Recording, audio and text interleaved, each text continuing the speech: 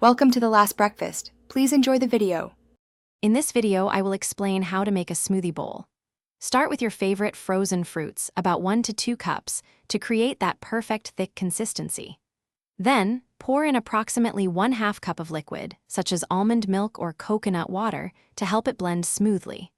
For an extra boost, consider adding a spoonful of Greek yogurt, a scoop of protein powder, or a tablespoon of your preferred nut butter. This combination ensures a delicious and satisfying base for your smoothie bowl.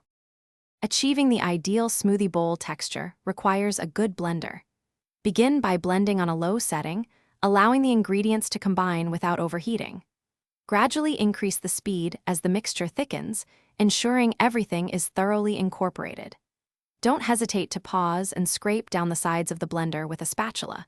This helps prevent air pockets and ensures a consistently smooth and creamy texture throughout your bowl.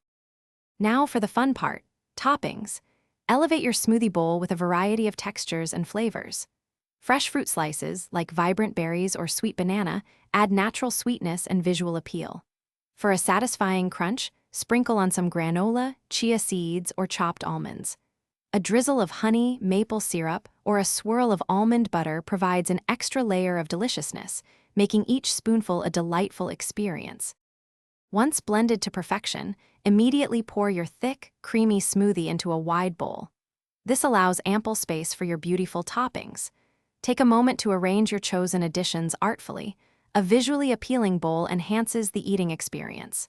Remember, smoothie bowls are best enjoyed fresh, so grab a spoon and savor every nutritious and delicious bite. It's a perfect way to start your day or enjoy a healthy snack. Thanks for watching. If this was helpful, leave a like and consider subscribing. See you next time.